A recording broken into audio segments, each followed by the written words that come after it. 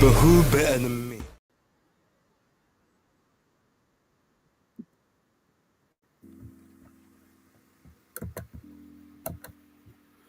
Ladies and gentlemen, welcome back to the channel and welcome back to the casual stream with your boy, Base the Kid. And yo, we gotta talk. First things first, let's make sure that the connection's good, make sure that the picture quality is all that.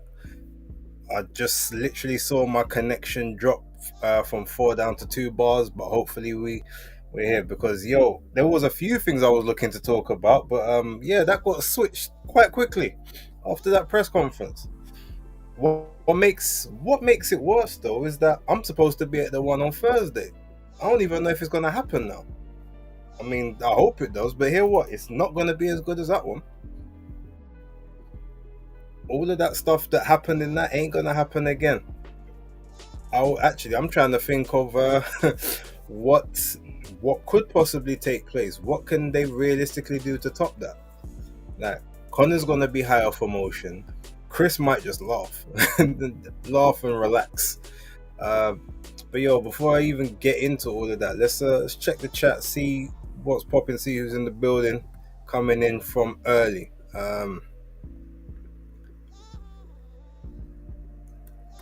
It looks like man like Philip reclaimed his top spot. Shout out to you, salute to you. Man like Hot Pies, yeah, bro slapped with an egg. I didn't even, no one saw the egg to start off with, but you know what the joke is? I saw Connor vex, like, get off me, get off, and I just saw the side of his face like all wet. I thought, oh raw, man's sweating up there. I thought it was sweat. It's only when obviously Eddie done the after bit on the zone, and he's like, oh yeah, he hit him with an egg. Because they was all saying, oh yeah, he didn't slap, like it wasn't really a slap, it was like a push away, like you're a little boy to me kind of thing. But yo, but yeah, that stuff was crazy. Man like Jonah 31 in the building, shout out to you. Who was that? Philip with the coming with the egg jokes. Come on, man. Let's excellent. Alright, cool. Scene. Let's go on that. Man like Jay Lanks in the building, shout out to you. Skyliner the editor, big up. I was just to say, yo, madness on stage, I love it. Can't lie, love the drama. Yeah.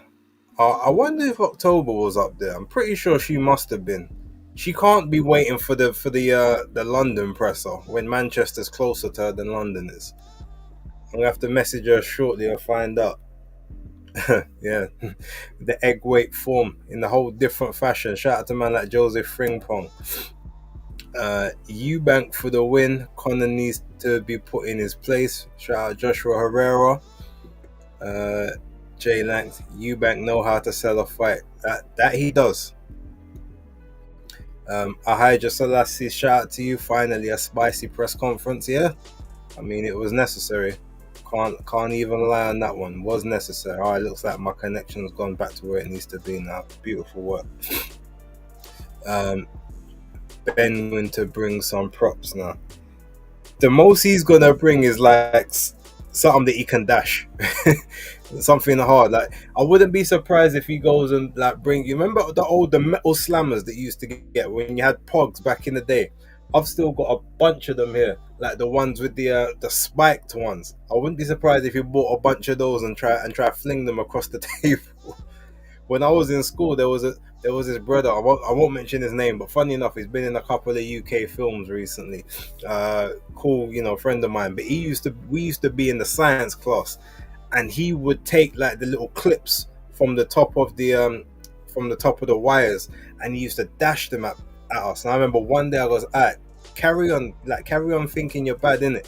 So he's doing it, he's dashing them. All of a sudden I came and I brought my slammer box. I pulled out the slammers with the spiked ninja slam, like the ones that look like the ninja blades. And I went to go dash one. Man ran. He stopped. He never dashed nothing again after that. Cause he knew, like, if we're playing that game, we're playing that game all the way. If you don't believe me, ask man like Danny Glover if he comes in the chat. Emma, shout out to my favorite savage, Emma Willis. Big ups to you. Unfortunately, that presser just sold the pay-per-view to me. I'm invested. I know that you hate him. I know you hate that you're invested in that, but 100%, 100%. Um, yes, big up to everyone. And if you're on your way in, please smash the like button. Don't let's not be stingy with the likes. It's necessary. Thank you very, very much. Um, Yo, Eddie and Ben were pushing each other, and Nigel had Eubank by his neck. No one saw those. No, I saw that. I saw Nigel with the because at first I forgot that Nigel was in the black suit because there was another person who looked just like Nigel who was all in white. So I don't know if maybe that was one of the cousins or something. And I thought, oh, that's the one with Chris with Connor trying to hold him back. It's only on the second part where I see, yeah, the because I saw Ben Shalom like in the front, and then I just see Nigel with the choke with the death grip on Chris, and Chris is looking at him like, "What are you doing? Like, relax." But yeah, no, crazy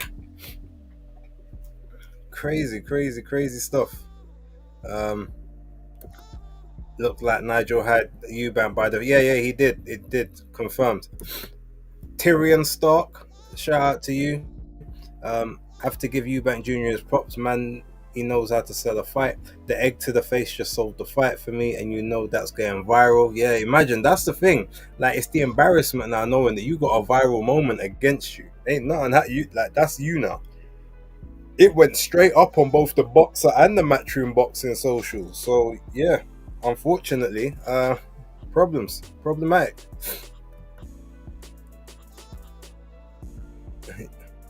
They're laughing in the place.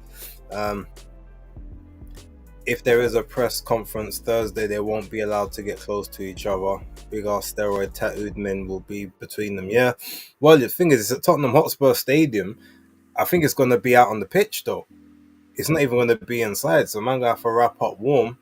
But I don't know how much media, because it's a media only event. Like, this one was open to the public, the next one's only open to the media.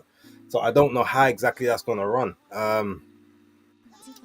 But hopefully I can get I get some time with either a few of the fighters that are on the undercard. I definitely know I won't get Chris. Most probably won't get Connor. And maybe a few of maybe Eddie and Ben Shalom I can chat to, but we'll find. I'll try and get some content somehow. Big up base and all in the chat. I'm in the gym, so can't stay. Hit the likes as per. Yeah, just watch it back, Tony. Watch it back. Much love and appreciation. It's actually, and the funny thing is, my work from home day is supposed to be tomorrow, but I've got an event at work, like, and they moved my work from home day to Thursday. That's all I'm gonna say. Yeah.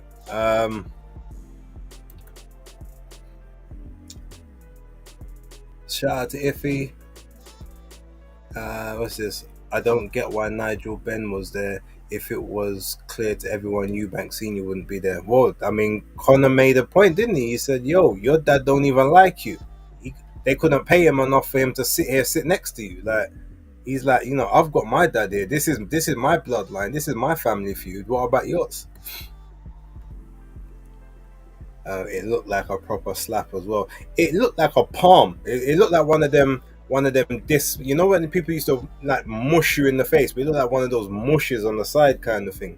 It's only on the replay when you see the boom, because a proper slap, his head you wouldn't have pushed his head so far. If it was a slap, it would have been a bang, and you make man have to react that way. So yeah. Jay Lanks, Chris had Eddie rattled. I think Eddie was expecting it, but the problem is though, Chris, because he's got that he's not quick-witted in the sense that he can just reel something off very quickly. Like, he has those pauses when he's trying to think and compose himself. So Eddie's able to win in those. He's able to get in them pockets. Imagine like Zhang and Caballero, where Chris might come with the big one haymaker, but in that moment where he's resetting, you've got Eddie like with the 4 or 5 body shots because he's just able to reel it off quicker. Obviously, like, the punches to the head do that to you from time to time.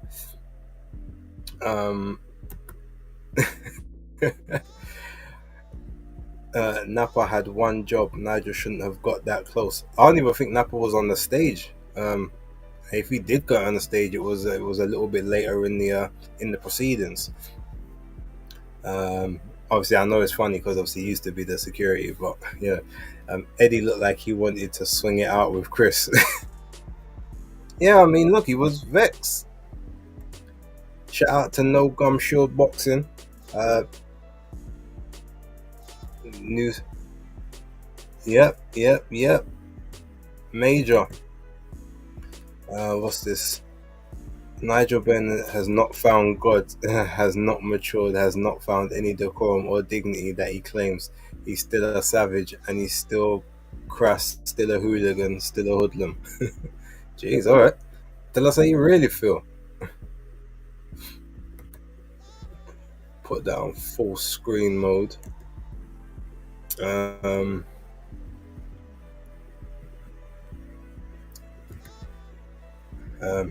they're gonna have to do the Sora hating. Yep, probably. I just watched the post presser with Eddie on the zone. He's pissed. Yeah. Shout out to man like Mesut Ozil. Reece Jones, this is gonna cost Ben the fight.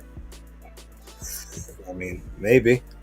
A lot of people say he never had the chance in the fight anyway. He's gonna be so angry going into it. Philip, good thing this overshadows Tank's fight week. Well, it would definitely be the most viral thing this week. I don't think anything else is really going to happen to take that over. Why is Eddie pushing Shalom? No, I mean, hey, look, you choose your side, innit? Ride and die on the side that you pick. I guess that's just how they're looking at it.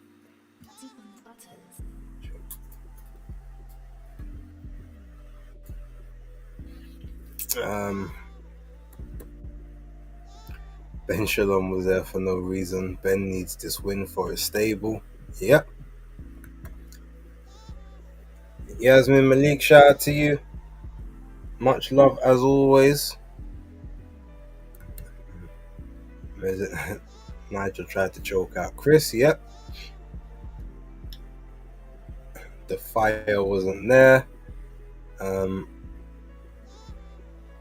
Now I can find Turkey's phone number. And where his name was 4 million. Funny. Alright, now we're sort of out of that part. So yeah, look. I mean, I don't think any of us expected it to kind of go off like that. It was that was again this I was just gonna kind of talk about that briefly. I wanted to kind of just give my little rundown of of the weekend that's gone by and sort of have our little talk about the fallout of everything that's kind of taken place. But it's only right we kind of have to start there. And just the one bad thing about that though is like I am actually concerned for the presser on Thursday. Yeah, it might happen, but it's going to be so much. It's going to be so watered down now, and chances are no one's going to want to like stick around and do the media obligations or whatnot. Because I don't think Conor or Ben done any media with the Zone, Sky Sports, or anyone was there. Like none of them was on the Matchroom broadcast. None was on the the Boxer broadcast. Funny, and you know what? Speaking of the broadcast, so I Sports clicked on there. Then I clicked on the DAZN one to see if they was using the same stream because sometimes they do that. And then I saw who was in the chat for DAZN. It was Jamie Ward. Shout out to Jamie, good guy. It was then it was Barry Jones, and then it was Tony Bellew. And then the other side there was Sonny Edwards, there was Andy Clark, and Dave Coldwell. And in the end, I decided to go with that one because you guys know I don't really mess with Tony Bellew like that. But when I'm watching the press conference on the Boxer stream, on the Sky Sports stream, they're muting every flipping few seconds. So I had to turn it over to the other one just so I could hear a bit of the curse words and that. It's like, yo, at the end of the day, it's YouTube. I can understand if you're muting the TV port, the TV version. This is YouTube. Like, you don't need to be like ducking and diving around with the sound. Like, let it play out. Um, and then you're putting up the stupid of our apology for the language. Like, again, if it's the TV, I get it. But you can use different stream. You can use the stream for the stream and the different stream for the broadcast. So that's one of the only issues I had there. But yeah, obviously I didn't look at the Sky Sports aftermath. I don't know what Sonny Edwards had to say or Dave Caldwell, Andy Clark. I'm gonna have to go back to that when this is done, because I'm sure there's might have been a nugget or two in there of some good work. Jay like say run Eddie his money back. There's Carme. How you doing, Calms? Hope you're doing good. I haven't seen you on a live in about 2 weeks or so. I know. Wait, work must have you working hard, or you leaving the house a lot earlier than you used to. That's what man like unlocking faith documentary. Run A in the building. Shout out to you. For Ben to maximize his chance of winning, he needs to do more training with Team Porter. Porter was good at closing the distance in unpredictable ways. I hear that.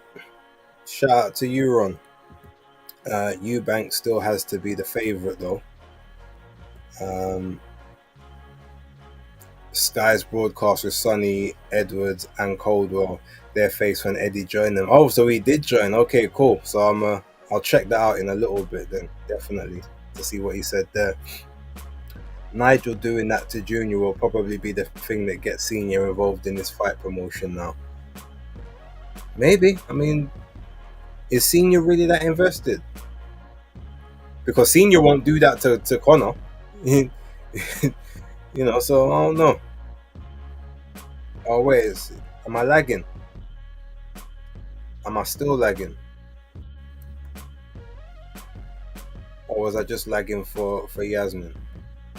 Connor spoke to Ring Magazine before the press conference, to be fair. Yeah, but that's before. I'm talking about, normally they do the stuff afterwards as well, isn't it? So, but yeah, if I am still lagging, someone live in the chat and let me know, please. Belly Brown Noser. Listen, Eubank Senior will be there on fight night. The zone don't care about no swearing. Yeah, gotta keep it authentic, man. Shout out to man like Anthony Hayweather in the building. Salute to you. Eubank Senior wants his bank. Only way he gets involved.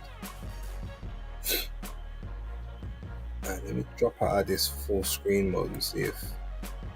Oh, it says I'm all good now. Well, yeah, I've got full bars on the reception, so hopefully that's live. I think the Eubank X-Lap saved the show. Really? I mean, to be honest, the whole press conference was like, it was entertaining. And you know what? Funny, because I've spoken to Ade a few times, right, where he said, I don't want to do these press conferences. Like they're boring. Like, I'd rather let Dev do them. I guarantee you, he jumped to the front of the queue to do this one. If you're gonna do any press conference, it was this one. He knew that it was gonna go off. And he's probably salivating for part 2 as well. And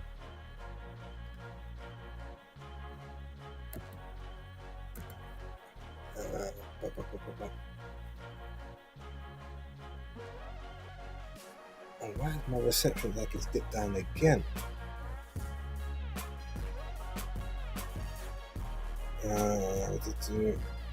Hold on, I gotta check this on the.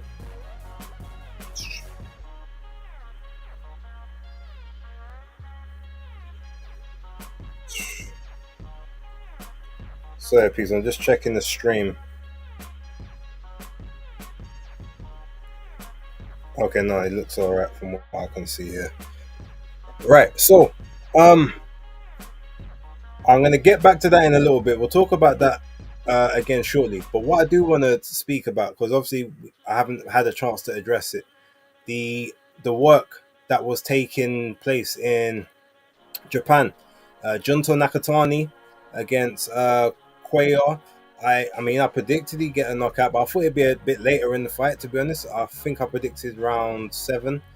He got third round KO, and it was a beautiful KO. So that may have to be in my list for KOs of the year. The way that he landed that straight left, straight down the pipe.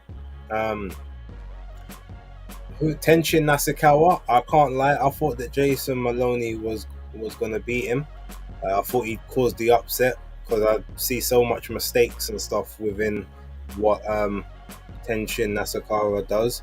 I haven't seen the Higo and Setsume fight yet. I need to go back and watch that because I heard it was a classic, and I know it was a draw, just like their first fight was like, which was like 3-4 years ago. So imagine they've had 2 fights, both fights ended in draws. I know they got to run that. They got to run that back. So there was that. Obviously, we'll talk about stuff from the weekend shortly. Actually, speaking of the weekend, so obviously we did the watch along. Thank you everyone who joined in and was a part of the watch along. We did basis picks. We done Fight Talk Live. Make sure you guys are tuned up and subscribe to Fight Talk Live channel if you haven't already. I will put the link for the channel in the chat if you are not subscribed to it, so that you can subscribe and show us some love over there. Obviously, we're trying to build back up the channel after the unforeseen and very unfortunate circumstances that took place a few weeks ago. But yeah, link is in the chat. Make sure that you guys are subscribed if you haven't already. Let me go back to the chat real quick.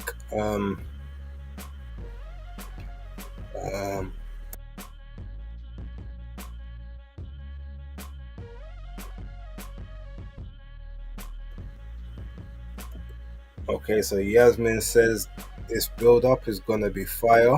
Hear that? And said I can't believe we egged him. Hilarious.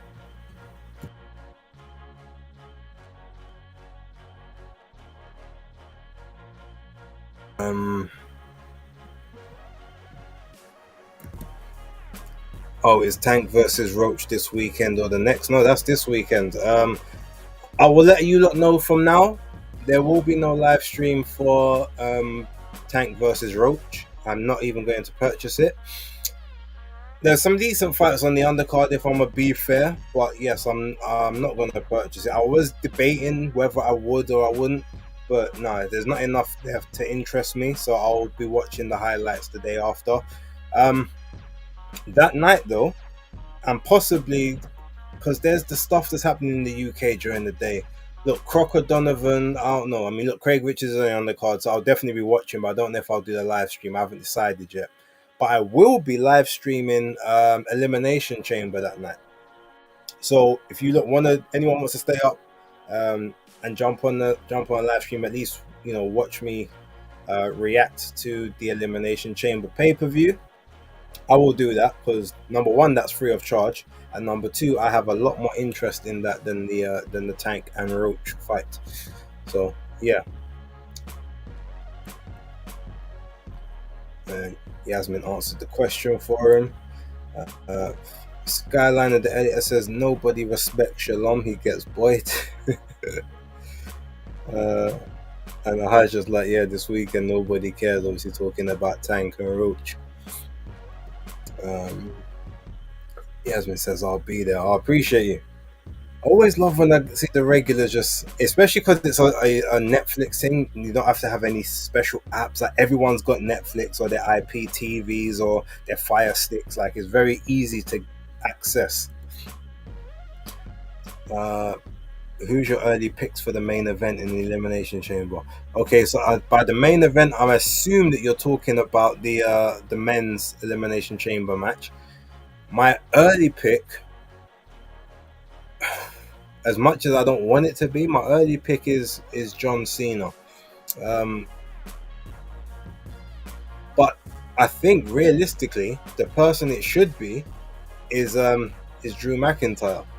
Because there's only, in that Elimination Chamber, there's actually only 2 people from SmackDown. Now, Cody, I know this is off the boxing topic. We'll get back to boxing in a moment. But Cody Rhodes is a SmackDown superstar. It's only Drew McIntyre and Damian Priest that are from SmackDown. The other three guys are from Raw, so realistically, they can't win. The only person that's an outlier is John Cena. So it's more likely going to be John Cena. But I would like if it was Drew McIntyre. But I think it will play into the story if maybe he doesn't win, but somehow manages to get his way into the main event. Philip says he'll be there for the watch along too if I can manage to stay awake. Do what I do, man. Have a nap at like 8 o'clock. Wake up at 11. You'll be good. Skyline off. Where's my Jade Cargill gone? Boy, she's been written off TV for a while, but I think she's going to be back this Sunday. I think she's going to be back to confront who really, attacked her. What was it? It was about 3 months ago now. So, Reigns will screw Seth. Cena or Punk are the only realistic contenders. I mean, it makes sense, but again, Punk's on Raw. Then they're not going to move him from the Netflix to the USA network because he makes too much money. Netflix even wanted Cody Rhodes over there. Like they wanted all the stars and didn't want to leave the USA network with anyone. So I'm surprised that Cody's still there, to be honest. Naomi better run. Boy. Well, I think they're looking to set up Cargill versus Blair. Belair, sorry, Blair's a real name. I think they're looking to set that up for their Mania match, and maybe they get the Rhea Ripley and match next year. But the one thing I say though, and I know I shouldn't even be talking about this right now, but the thing about Bianca Belair is they're saying, because obviously they want the dream match between her and Rhea Ripley and the one at Mania, and it makes sense. But they're saying, you can't really do it this year because there ain't really been a build for it. All I'm saying is Bianca Belair is turning 35. She's been talking the last couple years about having children and what that looks like. I don't know if they can guarantee that she's going to stick around to be able to do the schedule for another year before, having the babies with Montez.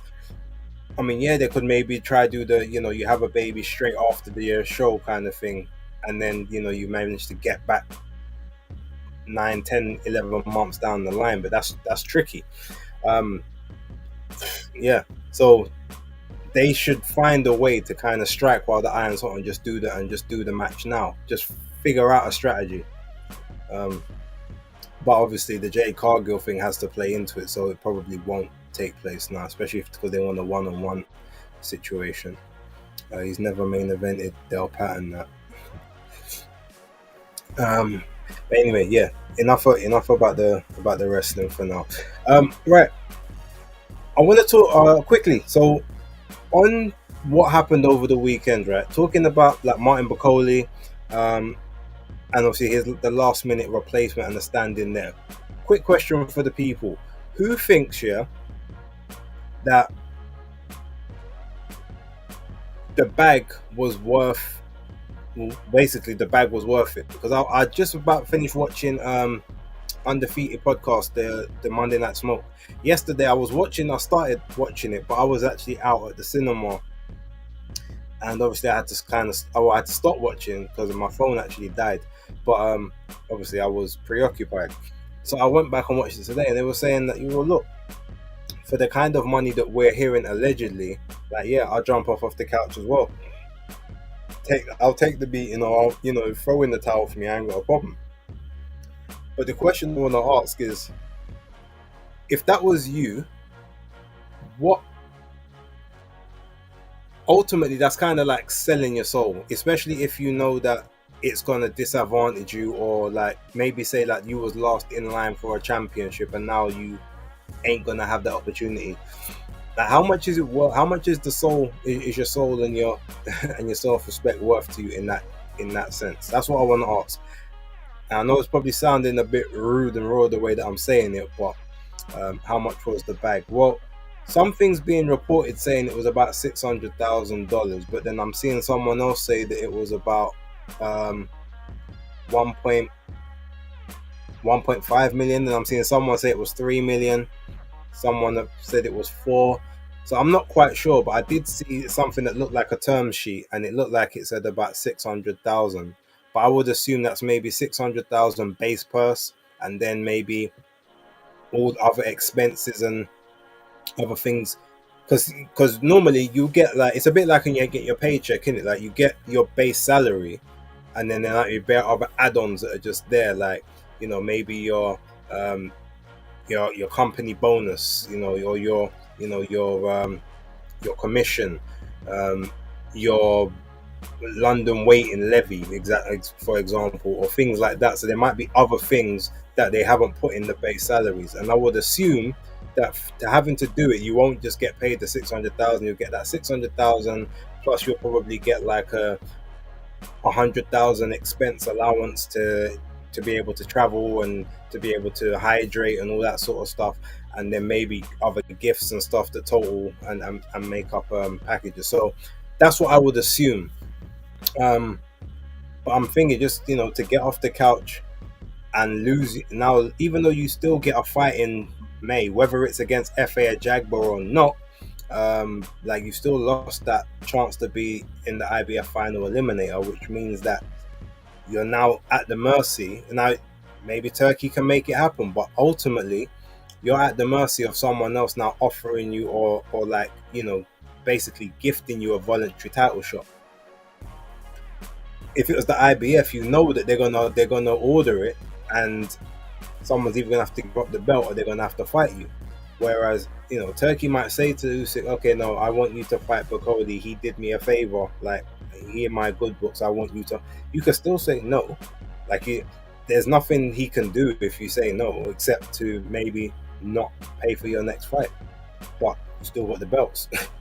So yeah, he's guaranteed. He's basically got rid of a quote unquote guaranteed thing, which he would have thought it was, to now maybe being at the mercy of someone's good graces.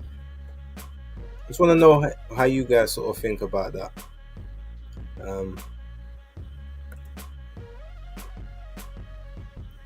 Alright, he screwed his IBF eliminator.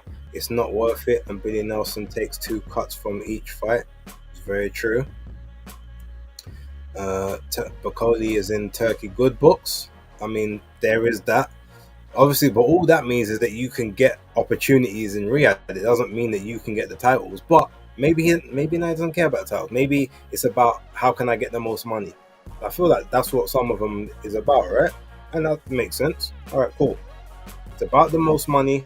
I've got the most money now, and yeah, we gonna go and we gonna shop and we gonna splurge.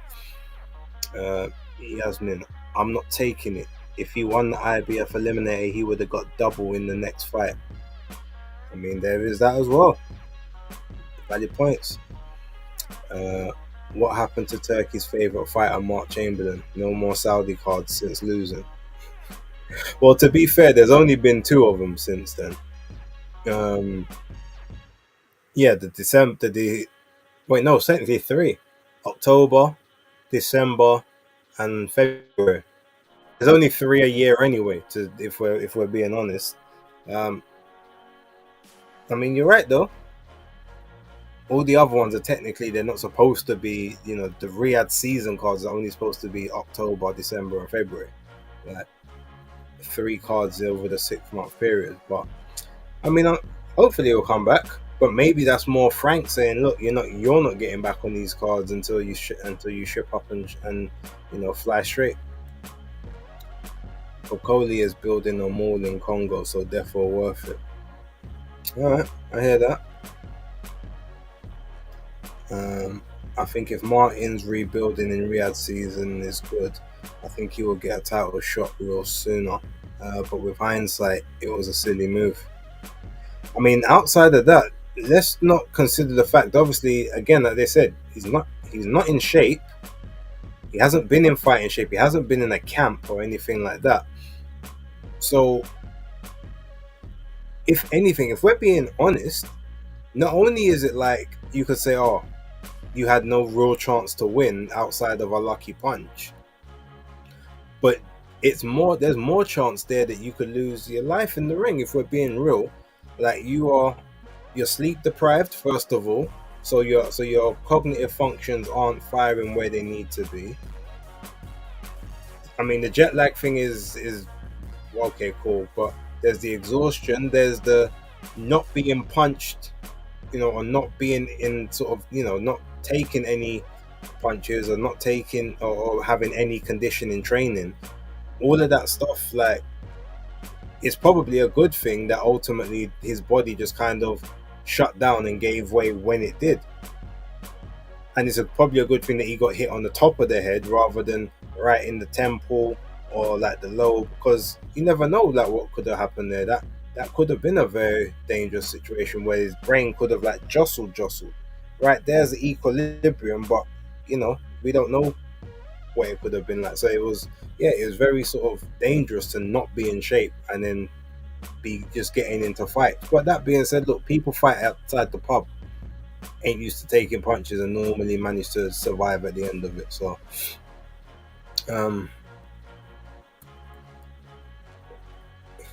Billy Nelson looking for a quick payday. Badu Jack got offered the Parker fighter. Mate, Badu Jack just about makes cruiserweight. Like him stepping. I mean, look, he's got the problem with Badu Jack though. He takes too long to warm into a fight. So by the time he actually gets warm into it, he probably would have got slumped as well. Especially with someone that's probably gonna weigh like at least 45 pounds more than him, who's not that much slower, who might be similar speed. Bokoli and his team saying everyone was scared of fighting, and now you're even further away from a title shot, and nothing is happening for him this year. Not worth it. Yeah. And that's why I was saying the other day, one of the biggest culprits and like losers of Riyadh season is Ben Shalom, because you've thrown this guy in there on a whim, hoping that maybe he can upset the apple cart and you can get a belt or something. But like a Coley, someone his size, someone like with his level of his lack of discipline, which we clearly know he has a lack of discipline. It's not, that's not a hot take. Like, you need him to be as prepared as possible. Like, your stable ain't big enough to just be throwing people in at last ditch opportunities if you're trying to become successful. And I've already said, like, he's already faltered on like 3 different occasions now when it comes to Riyadh season. There was obviously there was the whole Ben Whittaker thing, which ended in crisis. Chris Billum Smith, when lost his belts to Zerda Ramirez when he could have got paid more for facing Jairo Patayo. Like, but that was a Riyadh season situation. Obviously now you've Fraser Clark, got ironed out, one of your big prospects. And then now you've got Martin Bokoli. Like, you've got no bankable stars left apart from the women, who most people don't even like to watch women's boxing. So it's looking grim over there. Shout out to Dr. Wolf Tickets. It was a bit of a lose-lose choice, but only because he was so out of shape. That meant he didn't realistically stand much of a chance. Yeah, I mean, look, puncher's chance. We all know that in the heavyweight division, that's if there's ever going to be a division where you have a puncher's chance to win, you want it to be there. But that's also a division where you have a puncher's chance to get badly hurt, more so than any other division in the sport. So shout out to Ilukan. No offense, but Cody stated his coach is like his dad, therefore he has to take the fight. Doesn't he not know who his real dad is? Oh shit! I wish I didn't read all of that. I know what you're saying. He's like a father figure. I get it. But sometimes you got to tell him no. And the thing is, I understand you if you didn't have any other, like if you had nothing else in the pipeline, but the fact you already had a fight in lined up that was actually going to get you to what you claimed you wanted, You had that. You had ample time. You knew when you was gonna start camp. You knew how much it will cost you. All of that. This just wasn't the right time to roll the dice. Even man them like David Adelier and Lawrence Okoli and them man who were saying, "Oh yeah, I'll fight," and it's like you've got a fight scheduled. Like focus on that. Um, the only person I thought they should have gave it to Murad Aliyev, to be honest, but obviously because no one knows him outside of hardcores, people like me and you guys, they didn't. But yeah, I would have given it to someone like that.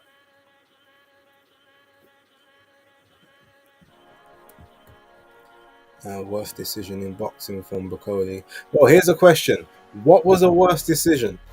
Him taking that fight with no notice, free flights with two connecting in the tight skinny jeans as well, sleep deprived, all of that, or him fighting Michael Hunter for like 4 rounds several years ago when he was undefeated, when he was like an undefeated prospect with one arm, and apparently his manager telling him, you got to stay in here, like you can't quit. Now, I've heard two conflicting stories about that. At one point, Martin said, no, I wasn't asking him to quit. I was telling him to pull my arm. I wasn't saying I want to leave. I want him to pull my arm and put it back into place. And then, but you can hear, the footage when he's like, you got no quit in you, Martin. He's like, pull me out. So I don't know. Strange all the way around. No doubt a risk to his life. But when you're a mountain like he is, he might have backed himself to take a hit. How much was the bag? If it was 3 million, then definitely the right move. I mean, there's that as well. Everyone's got a price, and everyone's financial situations is different. Everyone needs their money and capital for different reasons. So I get that. Now, as much as I'm not the chatty patty type and all that, but the one thing I will say is, I saw a tweet from Charlie Parsons and I didn't even see the tweet. It came up on one of Ring IQ's videos. A shout out to him, and he was like, Charlie said something like, "Yeah, I see Martin in the, I saw him in the mall, like spending a fortune on like designer stuff, like he took a chance to win or whatever, like it was a free hit or whatever." Well, first of all, like, you shouldn't be chatting a man's business like that. That's the first thing. But how them snake man be moving. But the thing that I thought was more interesting is when he went to the Democratic Republic of Congo and supposedly got the he went and got the, what's it called, he got sponsored, he got like a loan from the government or something for a fight. But I think the fight was supposed to be against Michael Hunter, supposedly, but then they was like, Michael Hunter said, we haven't got no fight scheduled, so you're lying to the people to collect this money. So then it's like, well, did you need the bag that much because you're in money problem? Obviously you don't fight often, but like, is money management a problem for you? Are you bad with money? Because obviously, even though I don't agree with Charlie Parsons chatting man's business, if he said, well, he's out here just spending a fortune on design like X, Y, and Z, okay, so does that mean that he spends money frivolously and therefore has to fight? So that was why he had to take the fight, because money management isn't great? Because would this have been the life-changing sum of money that he would need? I don't know. Again, because I don't know what the purse was, I don't know if it was life-changing. I don't know if it was, he could retire off of this kind of money, etc. But just based on that tweet, and obviously other things, and that thing about him in the Democratic asking for the, I think it was like £150,000 or something for training camp or something like that. I never heard anything about that afterwards, but yeah, maybe the money management is an issue. Also, let's not forget, it's not like the guy fights every 3 to 5 months. Like, he could be out of the ring all like 9, 10, 11 months. So sometimes the money got to stretch. That's a whole different story in itself. Base, don't forget the mysterious viral infection going around Riyadh. Yeah, you know what? Can't lie. That's looking even more dodgy now than before. Um, because when you look at it and you're like,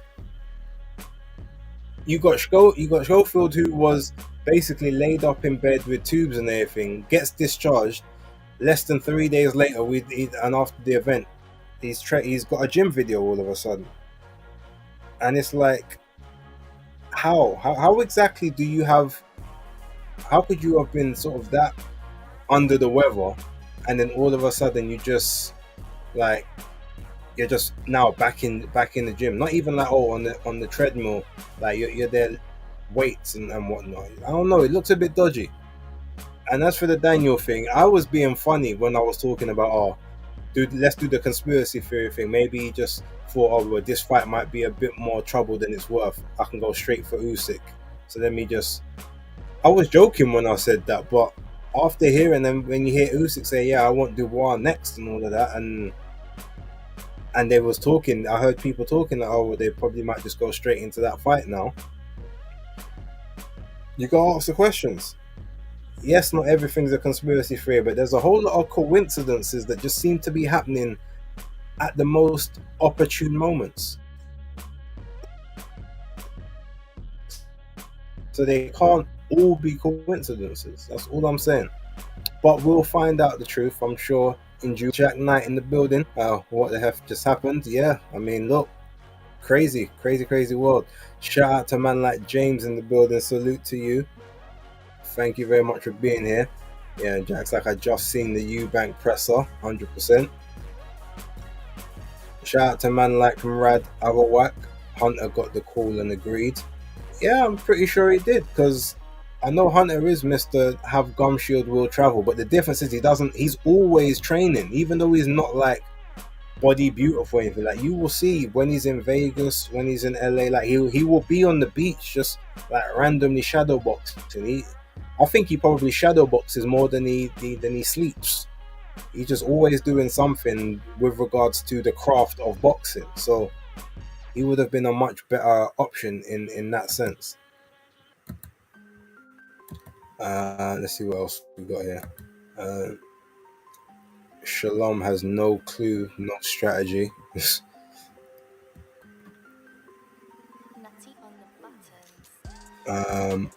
Apparently, Bacoli was reluctant to take it, and Billy Nelson urged him to do so. Yeah, I heard that. I think he said that I think it was with Radio Raheem that he made that. I haven't seen the comment. I haven't seen the interview, but I've seen the comment.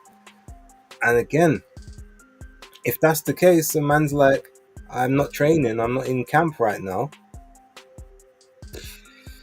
That's where you're like, all right, I understand the whole, you're good enough to do it, Martin. You're good, but you're setting the guy up for failure at that point.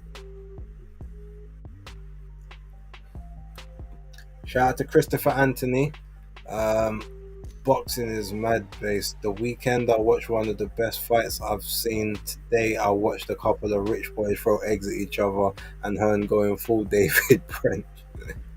Let's be honest, this is why we love the sport, because you never know what's going to happen unless it's a Tank Davis fight.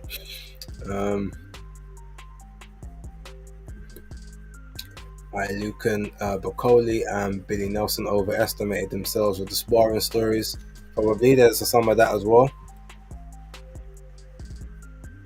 Surprised by the move by Chris with the egg slapping. Ben fights on emotion, so I think this works well for him. Not saying he's going to win. I hear that. But you know what they say? If you fight too much on emotion, you're prone to making mistakes.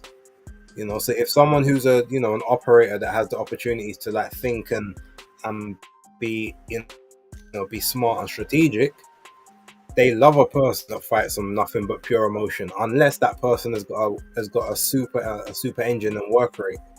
But most of the time, okay, I can control this emotion, this aggression. I can turn it into what I want to turn it into. But it's funny because I can't remember who it was. I think it was, and this might be one thing I'll give Tony Bellew a moment of credit for. He said that obviously you got Chris Eubank goading Conor, and he thought, he was trying to get Gold Connor to like push him or put his hands on him so that then he could slap him with the egg. But when Connor didn't bite the bait, he's like, oh, okay, well, I guess I just gotta land the first slap instead. So it looks like he was trying to do it as a smart reactionary thing, but in the end, it ended up becoming like the villain for it instead. Shalom is one Eubank defeat from a total collapse of his stable and a Whitaker defeat too. I mean, oof, that would be horrible. Eddie was mopping the floor with Ben in the presser. Yeah, I mean, to be honest, yeah, Ben should have known that's not the game. That's not the time to do it. You want to, if he's gonna do that, he needs to have like Frank Smith on the stage with him, because he's not really, he's not quick witted enough like for Eddie. There's very few promoters that are, to be fair, but like.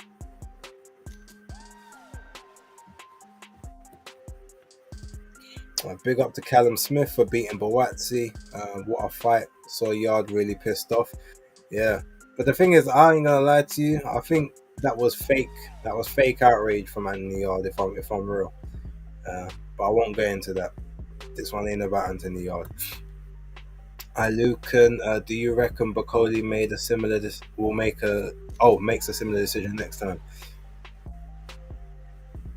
The only way he makes a decision like that again is if he truly believes, all right, I can't win the world title, but I can beat a few people and cause a couple upsets. I think that would be the only reason to do it.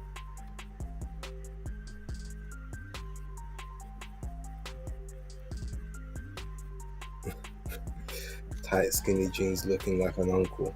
Yeah, I mean that was nasty work.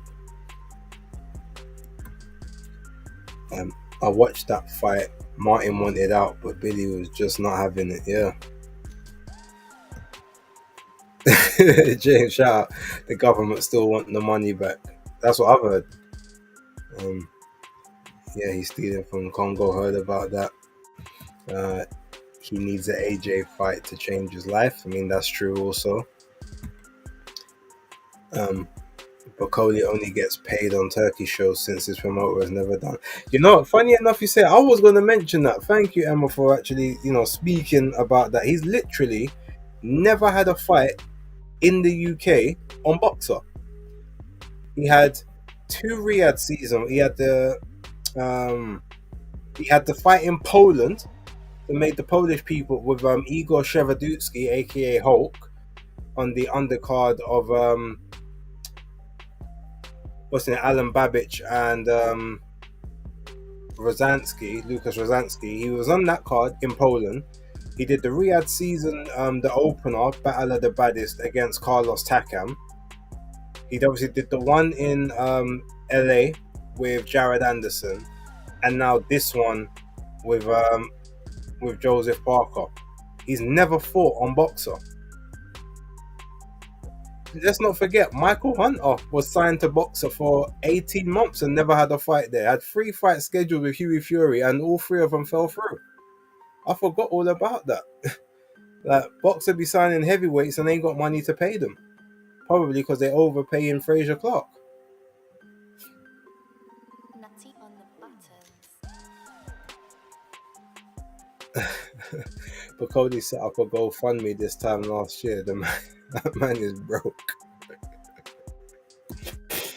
Yeah. I will give Dubois the benefit of doubt, but it was Luke Partridge. I will definitely be suspicious. I hear that. Food Bank rolls Tank Davis fights because he fights nobodies.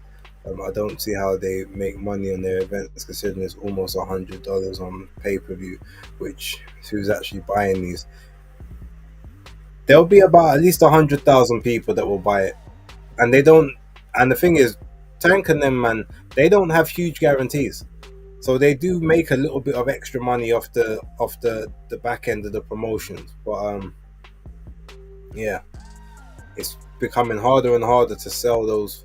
But the thing is, here's the problem: as much as Lamont Roach is going to lose, we all know this, but there is a possibility that he can go the distance. He's a pretty decent operator.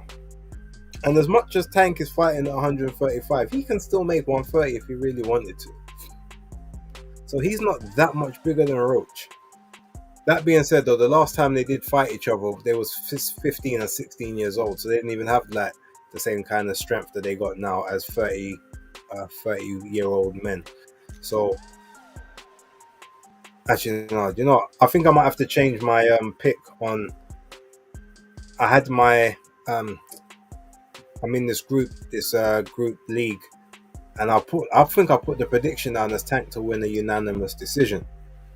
I think I might change that now. Now that I'm thinking, just because even though Lamont Roach has got decent power, he's been cracking a bit harder recently, but I can't ignore 10 KOs in 25 fights. Yeah, I might have to rethink that. Sorry, been in and out of this live, so I don't know what's been discussed. I don't know if this has been mentioned, but I don't like Billy Nelson being Bacody's coach and manager.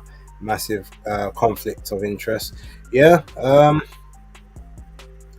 mean, some people have it but sometimes people do it because if you get someone that's your manager and your trainer, you normally get like a discount on the percentage they ask for. So instead of asking for 15% on each things, you might get both of them for like 20 or 25 or something like that. So yeah, and ultimately I think Customato was Mike Tyson's trainer, and I think he was his also his manager as well at the start, and his mentor and everything, until obviously he got sick. Then that started to divvy up. So sometimes I think it's just about who you've got in your corner and how trustworthy you think they are. Shout out to man like Alcuya. Chris Eubank played a blinder. He certainly did. Belly was crying about what if a bit of shell went into Ben's eye. I mean, look, to be fair, he does have a point there. If something does go into the eye, but yeah, it did sound it did go on for a bit too long. Ben is so scared of Eddie, it's funny. What's this? I'm heavily invested in Vidal Riley, so I want Boxer to do well for that reason. But I'm not too asked if the rest of Boxer falls apart. Yeah, but to be honest, you don't need Boxer for Vidal Riley to do well. He could do well and they could still fall apart. He could do horrible and they exist. If anything, if Boxer capitulates or doesn't do anything, he can get slot somewhere else. He can go to a Matchroom. He can go to a Queensbury. He could probably even go abroad and use his YouTube following as part of his story. So he's not too problematic with that. Like the stream, people, yes, please do as Jack says. If you haven't already done so, it would be appreciated if you would. Thank you very, very much.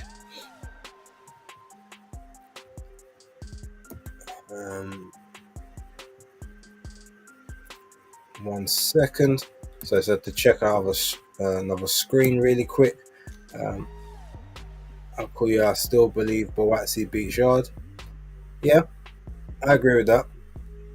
I can see what you got there. Derek, he glassed me. Connor, he egged me. Guys, I can't wait for Thursday, because obviously I will be there, provided obviously it does go ahead and I don't get an email saying, oh yeah, due to recent events we've decided to call off the press conference. No, I need to be there. Like, let's make it happen.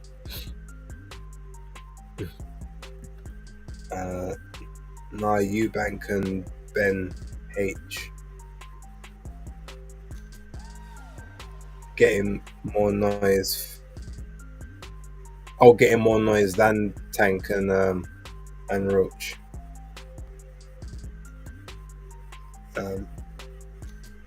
I swear Bellew had some beef with Eubank. He may not be objective. Well, he very rarely is objective in any of these situations. So you always have to kind of take what Tony Bellew says with a pinch of salt. Nutty on the button. Um, okay, quick question: has anybody rewatched Better Be Ev Bivol? And if you have you rescored it? Because I know sometimes people use match score it the first time, not bothered to rescore it. I haven't watched it back yet, but I was trying to debate whether I want to watch it back and try to score it again to see if I still see it the same way, or if I just want to watch it now to be immersed in it. Um, I'm undecided, so I'm gonna consider my options when I get off of here in about half hour or so. Um, then I need to go eat, and I think I'm actually gonna go to the gym tonight since I didn't get to go this morning. Um, okay, so Jack says I've watched it twice. Nah, same score. Okay, I hear that. Um, in my opinion, Better Be won the fight. I mean, look, I had it scored 6 rounds apiece. Certain rounds, people said that Bivol did brilliant in. I scored to Better Be, but there was a couple rounds I was like, oh, do I give it to? I was struggling on who I gave it to. There were swing rounds, so I like I said, I don't have an issue with who won the fight because just like the first one, both guys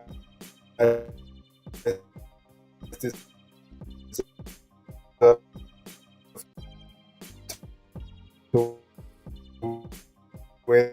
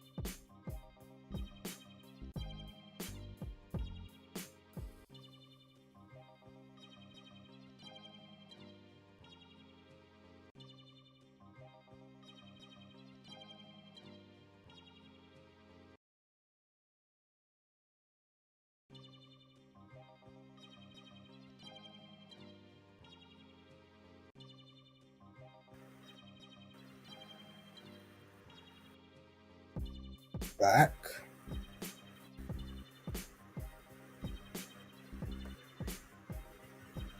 Okay, I think I'm back, people. Let me know if you can see me. I can see myself on the screen, but apologies for that.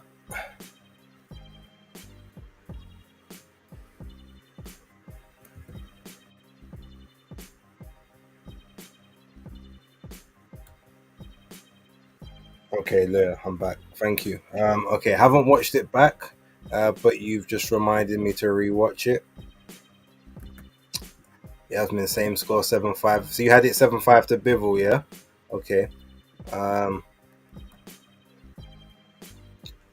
Christopher, yeah, I had it a draw first time, then Bivol by 2, and I'm a Better Be a fan. Okay, all right. It's interesting.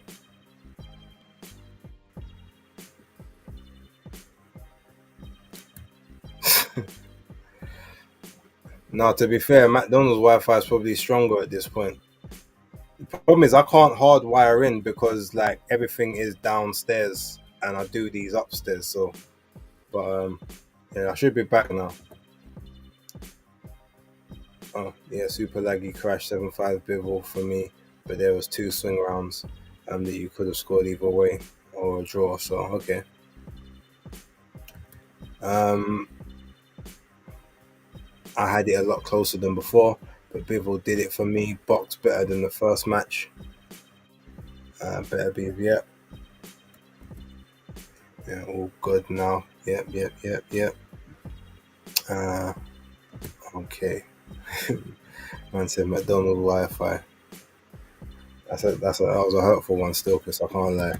Um, okay, well, to make sure that I don't get any more nasty interruptions popping up here.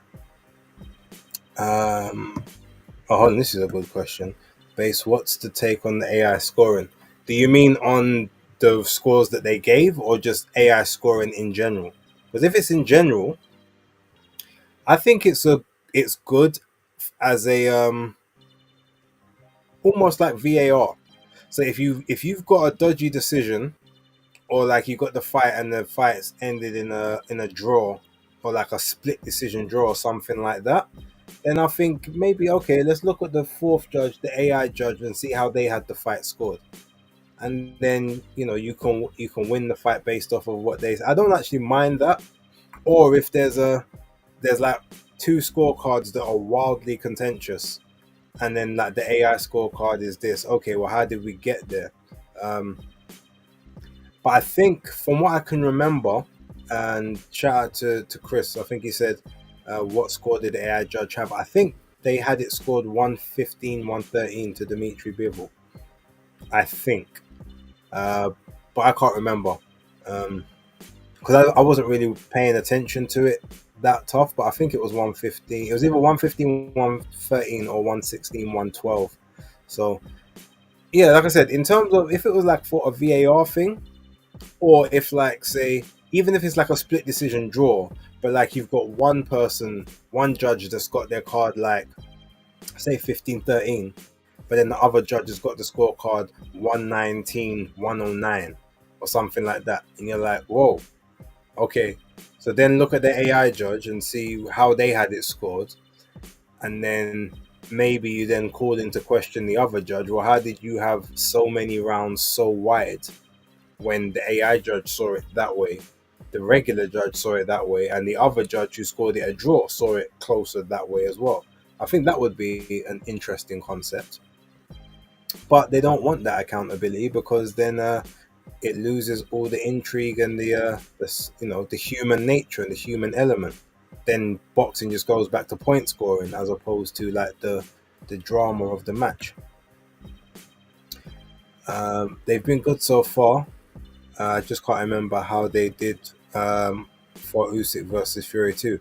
The AI judge had it scored 116. I think it was 116, 110. No, was it once? No, it was one. No, I think it was 118, 112. The AI judge had it scored. So he had like two swing rounds in there, but he scored. Yeah, he basically gave 8 rounds to Usyk, 4 rounds to Fury, and then 2 rounds even, if I remember correctly.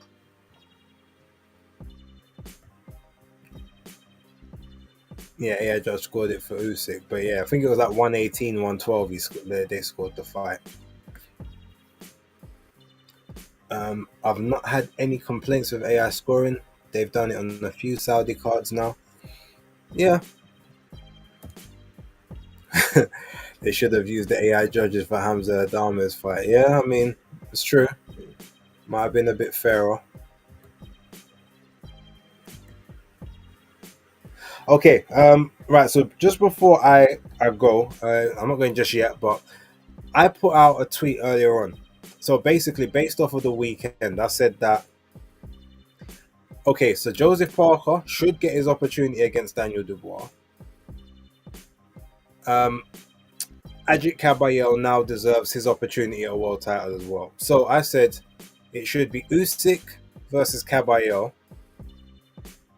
Dubois versus Parker, and then the winner of those two fights gets to fight for undisputed in either the December or the February Riyadh season card at the end of the year. So both of them fight over the summer, probably let's say between July to September, and then you go from there to if it's September, then you fight in February. If it's like July times, June, July times, then yeah, you can fight in, especially for the big guys, you can fight in December on that card, the one just before Christmas. Number one, what do you guys think of those matchups? Number two, who do you think goes into that undisputed bout?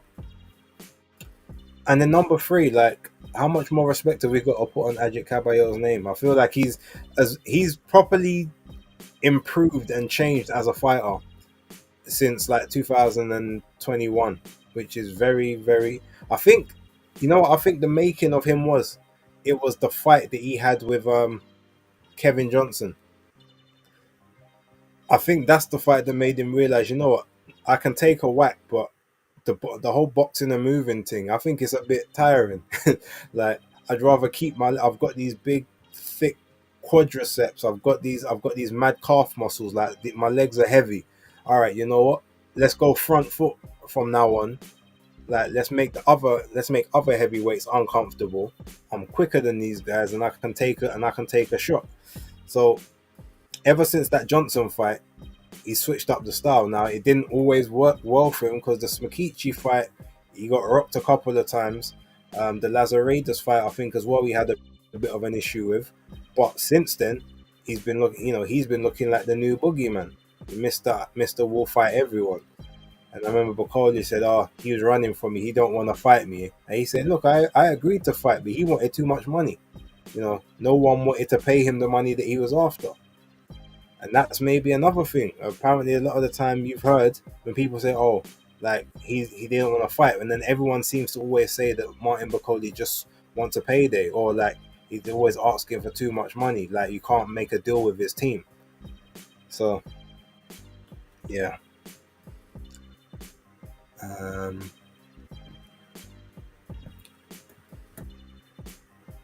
Okay, seems fair based, but I ain't never gonna get over they made Prime White wait for a shot and he kept fighting banana skin fights. Yeah. Yeah. But the worst thing about the Dillian White thing though is not even that he was fighting banana skin fights, it's that he kept fighting people that looked nothing like the champions. Anthony Joshua was 6'6", like Deontay Wilder was 6'7", then Tyson Fury was 6'7" to 6'9", depending on who you speak to, and he kept fighting people that were 6 foot. Like why are you fighting Oscar Rivas? Why are you fighting Alexander Povetkin? Like these are not the guy. Even well, not maybe Joseph Parker, but even like the Chisoros and stuff. You're fighting people that are not going to prepare you for the guys in the division that you're trying to take the belts from.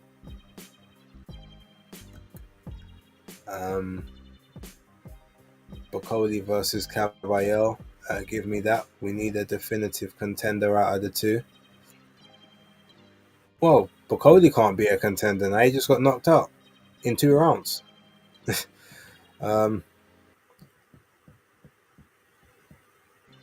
He's got to win a fight before he can even get back into an eliminator for a world title. So, Chris, and that was way before all this Saudi money. Yeah, very true. Very true. What's this? Oh, no, but you need to take the short notice. Well, maybe, but he chose that himself. But either way, look, all I'm saying is, if we look at, let's be real, who's done the work, right? You've had Ajit Caballero, who's beat 2 undefeated guys, but he just beat a guy that was, the former interim WBO champion. He beat one of the most feared prospect fringe contenders in Makhmudov at the time. Then he beat one of the consensus top 7, top 8 heavyweights in Frank Sanchez, who was on his way to a title eliminator as well. And then obviously Zhang, plus obviously fought Derek Chisora years ago. Okay, that doesn't really mean much. Maybe beating Derek Chisora now would have meant more than what it did then, because back then most people didn't really have anything to mind about Chisora. That was before the Ward Chisora rebrand. But all of that being said, he's done more work than Bacoli has. Bacoli's best win is a prospect in Anderson. His second best win was a highly decorated amateur, but another prospect in Tony Yoka. After that, his next best win was either Carlos Takam or Sergei Kuzmin. But he went life and death with Sergei Kuzmin when Michael Hunter beat Sergei Kuzmin easily. And then obviously Takam was a very, very faded version of himself. So don't get me wrong, I'm not saying that Bacoli ain't good, like, but in terms of who's done the work, who had the better wins and accomplishments, unfortunately, Caballero is clear of Bacoli at this point. So Bacoli's got some work to do. I remember Caballero beating Chisora time ago. Yeah. Wait, man said the old boy fights the winner. No, you're taking the piss, Jack. You're taking the piss. Now, Bacoli and Zhang, that makes more of sense. Bacoli, the granddads can fight each other. Yeah, that's Uncle. What's that? That's Uncle Bang versus Uncle Bong.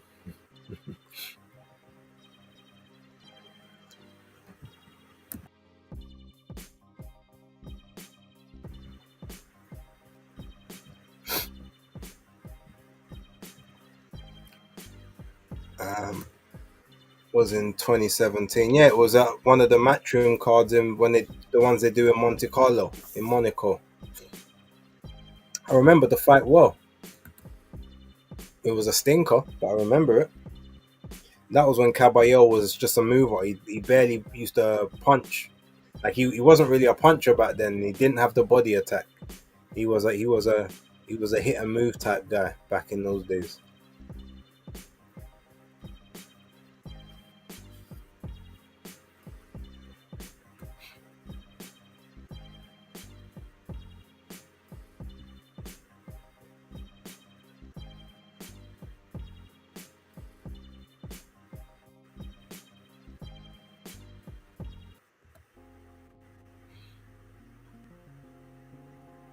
I'm gonna get ready to wrap up soon, but yeah, just look to kind of summarize just before I leave it for last comments and all of that good stuff. Yeah, the presser. I'm just pissed that that's not going to be replicated for Thursday. That will be annoying. I won't get to see that in 2017. I'm all yeah, Chris. Look, when we're all getting on in age, even the ones with baby faces and soft skin are still, not as young as we used to be. Hence why I have to go to the gym because I'm still fighting against my genetics. Yeah, we all are old. Yep. But what they say, man, with age comes wisdom, experience, a bad back. It is what it is. Um, but yeah, I'm just trying to think. All right, so if I get all my work done, well, if I get all my work done by 3 o'clock, I think I can start making my way. I'm trying to decide if I want to drive up to the Hotspur Stadium. I know there's probably no parking up there, but maybe I can find parking like somewhere not too far away. Then maybe hop on the tube one stop because I might need my car after the event. But maybe I just get the tube and relax.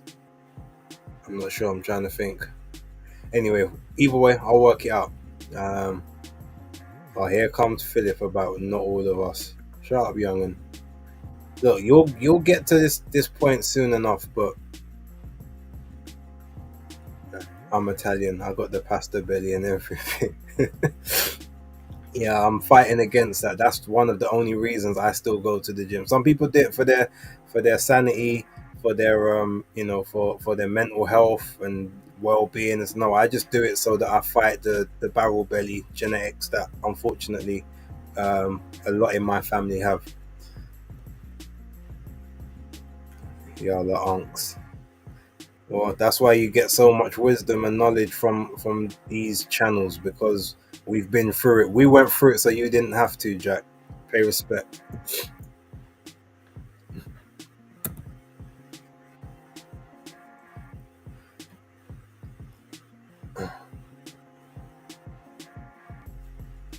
Okay, so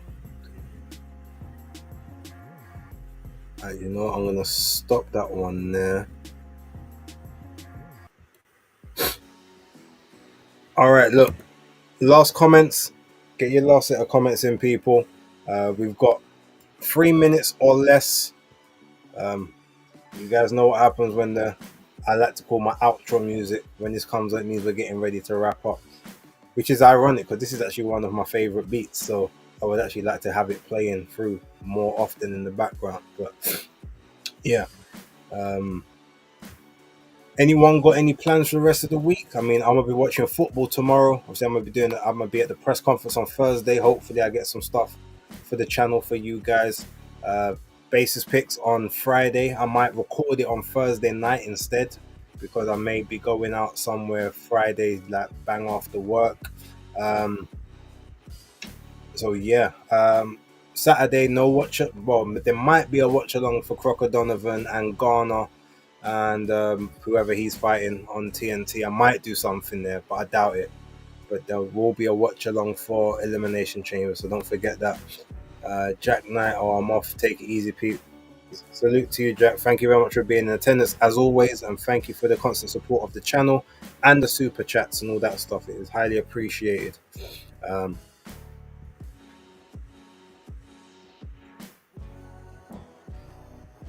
Let me make sure that all of this stuff is where it needs to be before we get out of here. Yep, okay, that's all there. That's fine.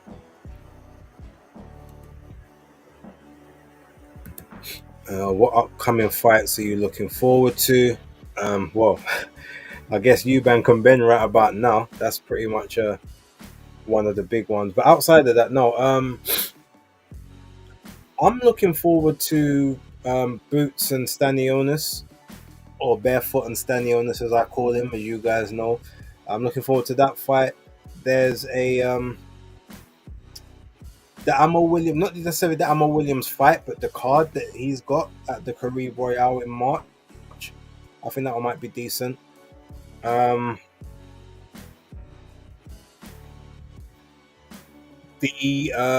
Canelo, the Canelo fight against Skull, because I've heard that there might be Pacheco and Caleb Plant on the undercard.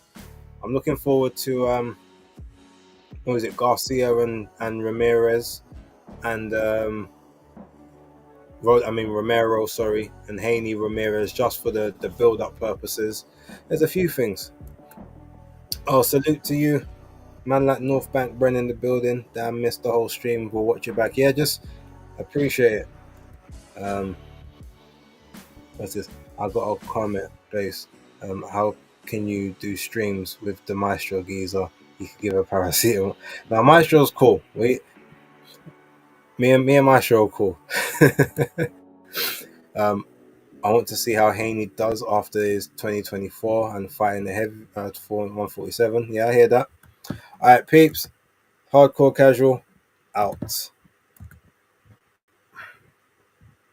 Maybe I'ma make it, maybe I'm not. In time we'll see. But who better than me? I don't care if you agree. I ain't saying that I'm better than anyone, but who better than me?